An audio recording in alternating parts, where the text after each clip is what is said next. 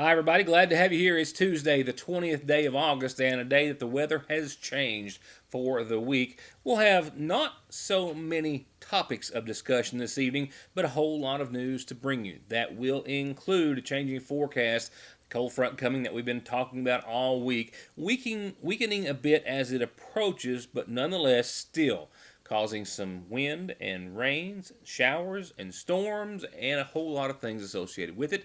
We'll talk about that and take a look outside in just a few moments and have your updated forecast, and then talk about the several days of low 80-degree temperatures ahead that will follow this front. But our headlines tonight will consist of largely coverage of last night's Sayersville City Council meeting. The City Council covered a lot of ground last night. They set tax rates for real and personal property and automobiles. They discussed a sign ordinance which was enacted. They also made a decision on Sunday sales of alcohol inside the city limits of Sayersville. In the mayor's report, he made an announcement of another job fair coming to Sayersville next week, and a large portion of the meeting was discussed about ways to try to do something, anything, with the Rainy Park. We'll have that. We'll also talk about the DEA's efforts. They say a very small step. It sounds big, but when you put it in perspective, sadly, it's not even though they arrested more than 200 people in this operation, seized more than 800 pounds of crystal methamphetamine, and $800,000 in cash. We're trying to find out, I am, as to whether or not any of that relates to any activity on the local level. Tell you what I know on that front in just a few moments. Little else will we cover this evening, as that will take up pretty much the rest of my half hour. So let's go ahead and begin with tonight's national report that really is coming out of Kentucky and two neighboring states. While I'm still trying to confirm that at least some of the Kentucky cases that are related to the following operation and report came out of eastern Kentucky, I can tell you this, that the DEA has confirmed a huge coordinated effort to fight methamphetamine, which of course has by far surpassed the opioid epidemic, or at least in my opinion equaled to. The DEA, I want to caution you, or say as a preface to this report, says as big as this sounds, this is only a small part of their battle against the crystal methamphetamine that's coming to the United States out of Mexico. The United States Drug Enforcement Administration today has announced the end of Operation Crystal Mountain, a sweeping enforcement action spanning our state plus Tennessee and West Virginia. DEA special agents working closely with state and local counterparts in those three states targeted Mexican drug cartels, drug trafficking organizations, and other individuals involved in the manufacturing and distribution of methamphetamine. More than 800 pounds of methamphetamine were interdicted or seized during the operation. Special agent in charge of the DEA Louisville Division Office, Christopher Evans, says that everyone has a right to live in safety, and the amount of drugs and weapons they've taken off the street with this operation, along with the number of drug dealers that they locked up, represents a small victory in our ongoing fight for safer communities for all of us. He also says that while America's opioid crisis may dominate the headlines, Operation Crystal Mountain should serve as a reminder that methamphetamine is a problem that has never gone away. We know that based on just my headlines all too well. In fact, this is not a problem that has not gone away. This is a problem that has by far surpassed the opioid problem as of the last year or two, equaling the point that the opioid epidemic was not so long ago. Operation Crystal Mountain is the culmination of several investigations that started earlier this year. Since January, DEA agents from the Louisville Field Division, with support, as I said, from other agencies, have arrested 235 people on federal drug-related charges. They've seized over $800,000 in cash and 52 firearms and, like I said, 800 pounds of crystal methamphetamine.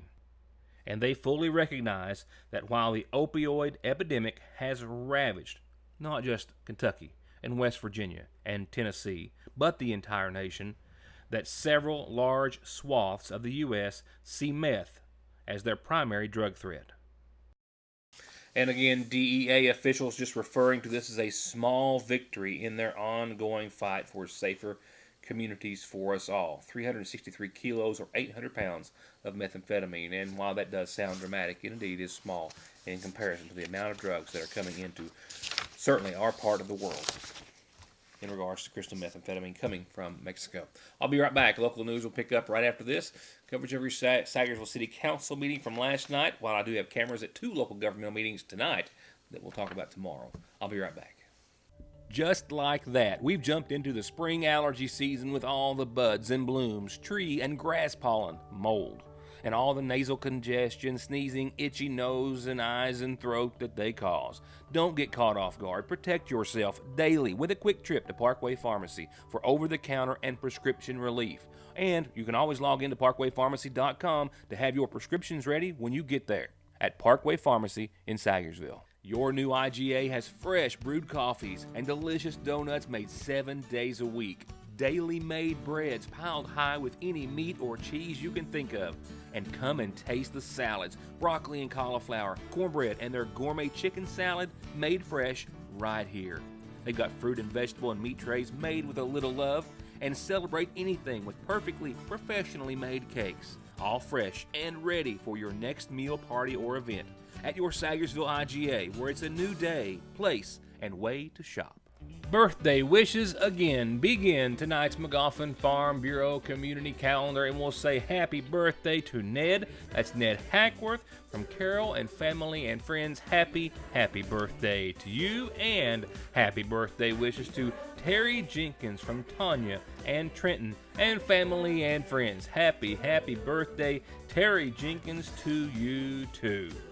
Just one quick reminder on tonight's calendar, the Water into Wine Food Pantry will be distributing tomorrow, 9 in the morning until noon tomorrow. And of course, the last Wednesday of each month, which falls on next Wednesday, the 28th, they'll be distributing from 4 to 6 at the Lakefront Church of God on Route 30. And McGoffin County's Farm Field Day, sponsored by the McGoffin County Extension Service, will be held September the 17th at the Rick and Avavian Deaton Farm on Bear Branch. The register at 5, eat at 5:30. The program starts at 6, talking about beef quality and care assurance training. A whole lot of other information there. Hay rides for everyone and the kids as well. They hope to see you there. And the next Teleworks USA hiring event is coming up this coming Monday at the McGoffin County Health Department, 10 in the morning till 3. Jobs at home starting at $12 an hour. Pre-register today by calling 438-1533. And we're distributing calendar announcements here every weeknight at 6 and 11 on Foothills Communications and Howard's TV. If you have one you would like to have on our show, that being an announcement, birthday, or anniversary, send it to me any way you can. Going on to tonight's funeral service announcements, we have one listing tonight. It comes in honor of 73-year-old Pamela Jackson of Conley Road in Sagersville, who passed away on the 17th. The daughter of William Vincent Moneypenny and Rose May Conley Moneypenny, she survived by a son, Herbert Douglas Spurlock of Florida, and daughters Mary Ann Rao and Donna Louise Ousley. Visitation will be the rest of this evening and up until tomorrow's services, which begin at 1 o'clock at the McGoffin County Funeral Home. In lieu of flowers, contributions can be made to the Pamela Jackson Memorial Fund. I'll break up last night's Sagersville City Council coverage into 2 segments. In the first, the council set tax rates. They enacted a sign ordinance. They made a final decision on Sunday sales of alcohol, a mayor's report, or the mayor's report, and an announcement about an upcoming job fair this coming Monday, all covered in the first segment. The first order of business that we'll cover was the discussion and following vote on setting the tax rate. Yes, it's tax time for cities and counties in the Commonwealth, with the Sagersville City Council setting rates on motor vehicles and personal and real property last night. Setting the tax rate on vehicles rate from the previous fiscal year was 0.03 cents for each $100 valuation. That's the same as last year. I know you got your the assessment in there about the property and everything, but tax would not raise on the vehicles. They can set that, so. And make a motion to leave it the same. Becky makes a motion, and Tommy seconded to leave the tax rate on vehicles the same, which is 0.03 cents per 100. All in favor say aye. All opposed, same sign. Taxes stay the same. Now, we're accepting the tax assessment from the McGoffin County Property Valuation Administrator, Rebecca Allen, and setting rates for the real personal property, tangible property, and bank shares for the 2019 tax year. I make a motion to keep it the same. That would keep your tax rates the same. Second. Yes. And I think that total is pretty close to what it was last year as far as the total. I think if you look at last year's total. So we got a motion by Tommy, and who seconded? Jared. Jared seconded. Any more discussion on that or questions on the tax rate? All in favor say aye. All opposed, same sign. Tax rates stay the same. Next, the city had the second and final reading of a sign ordinance, which they've been talking about now for the past several meetings, which will regulate all political and other signs, meaning they will have to be kept a minimum of at least 25 feet off the roadway, off the center of the roadway and utility poles from this point further. And next was the second vote on amending the alcohol sales ordinance for the city of Sagersville to allow Sunday sales. This second vote last night followed previous discussion on sales, a vote which included Sunday sales after 3 o'clock on Sundays, public input after that first vote, and now, last night, the second vote, which came after the last meeting when the city attorney was asked by Councilman Holbrook if the matter could be put on the ballot for voters to decide rather than the city council making the decision. Second vote amending the ABC ordinance, establishing days and hours of sale. We've been over this. Everybody had their say last time, so we vote on it this time. Do I hear a motion to vote on it? I make a motion to vote on it. Tommy made a motion. Do I hear a second? Oh, Jeff did find out that they couldn't do it. You can go explain, Tommy. I researched it. I actually contacted the League of City about possibly putting it on the ballot for public vote. And what they've told me in looking at statutes, what I found is that you can't put anything on the ballot for public vote unless there's a statutory provision which provides for putting it on the ballot for public vote. There is no statutory provision which provides for putting something of this nature on the ballot for public vote, so it would be up to the council. Okay. Cool. Had a motion by Tommy. Do I hear a second? I'll second. Pat second. Roll call vote. Jared? No. Paul? No. Tex? No. Pat? Yes. Tommy? Yes. Mac? Yes. In the event of a tie? It's up to the mayor. Yes. Motion carries. And with Mayor Shepherd breaking that 3-3 tie, his vote in favor of Sunday sales, the city began today notifying businesses that they can start Sunday alcohol sales immediately. Sales once again permitted on Sundays in Sagersville after 3 o'clock and until 12:01. And then later in his report, the mayor announced that there is another Teleworks job fair coming to Sagersville to be held at the McGoffin County Health Department this coming Monday. We're having another job fair with Teleworks USA. Teleworks USA. We had one about 4 weeks ago? 2 weeks ago? Yeah, about 6 weeks. I think they got how many employees? Signed up how many for jobs? 4, And and 4 6 people. were offered, but couldn't get in touch with them. Because So whatever. four people in the county's got jobs now, didn't have jobs on the computer with some company. They're gonna have another training, another application process on Monday, the 26th at the health department, from 10 to 2 or 3. Any of you people out there that like a job, stay at home on the computer, it's $12 to $16 an hour, Dave. It's not sales. It's not no, you're not selling, you're answering questions on, say, somebody's got a problem with an Xbox game or something, they can call you, and they call this person, and they'll get you in contact with somebody that can help you with the problem. If they can't help you with the problem, they have to train you. So, Kind of like an at-home call center. at-home call center, that's exactly right. And lastly for tonight and for much of last night's meeting, there was some discussion after someone from the community came before the council asking to possibly put together a volunteer effort to help with some much needed renovation and improvements to the Ramey Park. We'll pick up that discussion after the quick break. Appalachian Wireless has a question for you. Would you rather pay $650 or $66 for a smartphone? If you think this answer is simple, then the Appalachian Advantage plan is for you. Pay less upfront for today's hottest smartphones, and then pay just a few dollars more every month on the monthly bill. Many smartphones are $5 a month or less after you factor in the $20 discount from the Advantage plan, compared to the contract offering. Better service, bigger savings. That's today's Appalachian Wireless. Payment agreement required. See store for details. Big Sandy Healthcare and Hope Family Medical Center are proud to announce the newest addition to their staff and team of over 200 dedicated employees and medical professionals. Podiatrist Dr. Cheryl Stalder Cheney has joined Big Sandy Healthcare at the Hope Family Podiatry Center in Sagersville on Mariah Boulevard, just a couple of doors up from the least famous recipe. For anything minor or serious foot or ankle related, Dr. Stalder Cheney is now accepting new patients at Hope Family Podiatry Center in Sagersville. Here's a little of what's new at Parkway Gun and Pawn. A big selection of hunting, bowie knives, some to use, some to collect, or both, starting as low as $14.99 a piece. Hey gamers, while they last, they just got in 2 PS4 Pro editions in perfect condition. And as new, still in the packaging, big flat screens at big discounts. A new selection of kitchen gear and appliances, and even a new in-the-box 30-gallon electric hot water heater. You never know what you're going to save on, but you're always going to save at Parkway Gun and Pawn.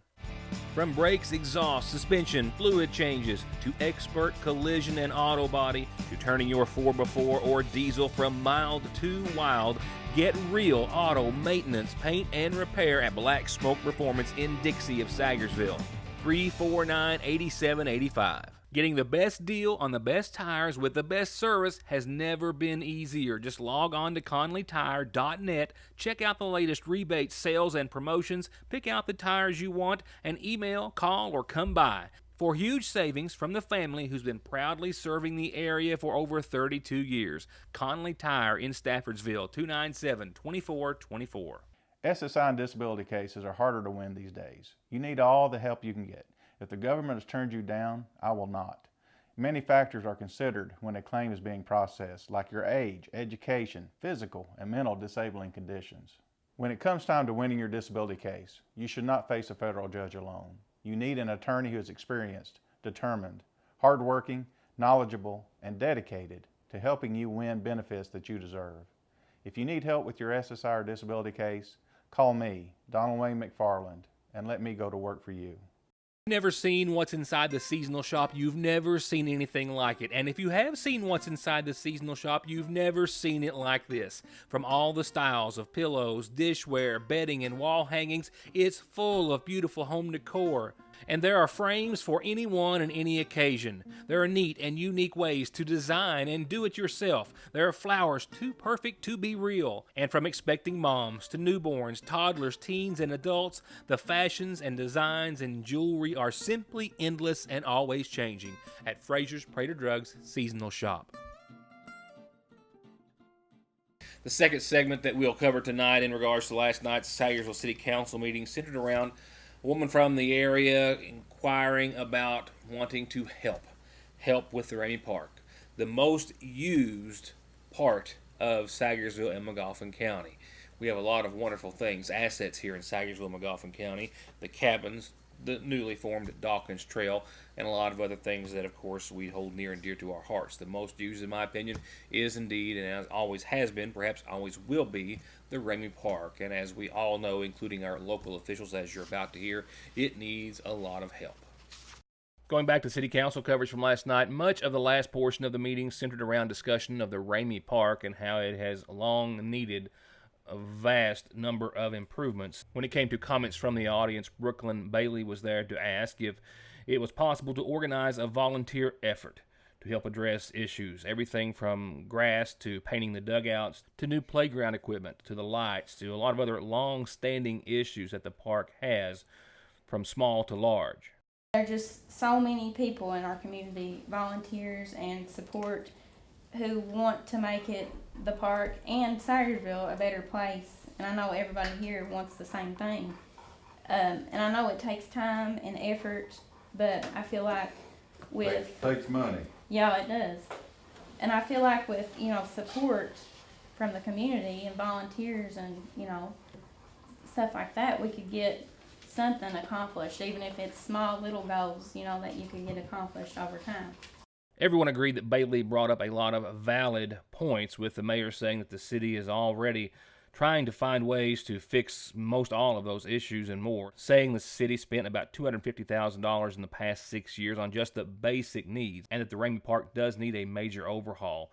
and that the city and newly elected Judge Executive Matt Wireman, as soon as he took office, started talking about trying to work on a future plan. First on that list will be new lights for the baseball fields. You know, really and truly, you need 2 men full-time, all the time over there to keep it up. I mean, I can't go in there, we go in there one day, I give it 1 day a week to mow. We do the ball fields first, and then we go to the playground second, we try to get around the shelters, and then everything else goes after that. So it's just a plan we got, that's the only way I can do it. I bought another zero turn to help. We spent $15,000 on equipment to mow the park over the last 6 years. That's counting weed eaters, zero turns. Last year we spent like $30-some thousand just on labor. I mean, it adds up, and I'm sorry everything ain't perfect. And in a perfect world, if I had $1 million, it'd be a perfect park, but it's a good park. Let me explain a couple things, okay? Everything you've mentioned, the slide, the tennis courts, everything, Ray and I and the mayor had a meeting as soon as Matt took office, okay? We met with Matt, and we went over basically everything you just talked about, as from a park board's perspective. The problem is, as the mayor's told you, money. Trust me, the way we look at the park is the lily fields are probably the first priority, the most used. The second most used thing is probably the playground, and then the walking track. Those are probably 1, 2, 3 is what's used in the park. Okay, those are the things that would be top priority in what the park board does if we got any money. We don't have any money, not excluding the pool. Okay, we're excluding the pool and that and picnic tables. We actually did address the issue with the birds in the thing, because we've looked at putting something up top of that. You know, we put some of that metal, white metal up, roof metal like I put on the roof. Yeah, so we've actually looked. It's already painted white, you can screw it right to the bottom of the trusses, trim it in. We've actually discussed that with the mayor and the Keep judge. Chicken won't be cheap. So we believe in everything you just said, we want to see done. Problem is, we don't have money to do it. And while obviously there was no solution in regards to finding the massive amount of money that it would take to do all those projects, there was one solution in the form of a suggestion from David Gardner suggesting that the city look into creating an organization, if you will, a Friends of the Ramey Park organization, which could work in conjunction with the city, with everything from collecting donations to investing man hours in the park to try to see that at least some of those smaller projects are done. To which the city attorney and member of the Ramey Park Board, Jeff Lovely, said he would look into the legalities of forming just as soon as possible. Now, before I leave you for the rest of this Tuesday evening, a cold front that we've known was coming for days is going to give us days of cooler air starting tomorrow. But for tonight and this evening, it's showers and storms on the move. There's the line as it was just a few moments ago, approaching eastern Kentucky, breaking apart as it does. Still can't rule out any showers, certainly some thunderstorms as well, but the severity of which not so concerned about. It doesn't mean you won't hit a good or be under a good shower or thunderstorm before this front rolls through. Rather slow in nature, and as you can see out in the head of that line, a few good cells that are putting down a quick downburst and some significant winds with it. Don't take this lightly, just not worried about any long-lasting effects from this. The temperatures will be lasting longer than the showers, certainly. Cooler air for a few days. As for the details and an updated outlook, brought to you by Licking Valley RECC, tonight's low right around 69 degrees. It was another hot one out there today.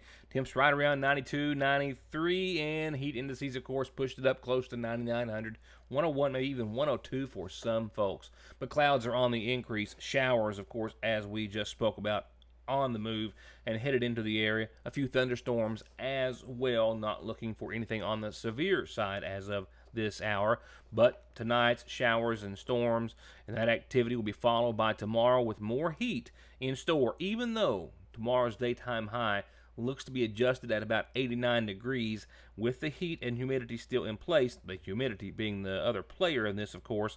We're still talking about a rather humid day tomorrow, pushing what will feel like temperatures in the area of 95, 96, or 97 or so. So keep that in mind. But we're going to back off from there most certainly.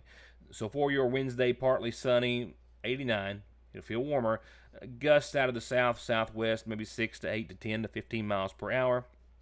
some lingering showers and storms throughout the morning and afternoon, maybe even overnight. And then even Thursday, as temperatures start to fall, still a lot of clouds hanging tough. This cold front's going to leave about as quick as it got here, and that gives us mostly cloudy and a 50% chance of showers and storms on your Thursday. That night, still showers and storms likely and a low of 66.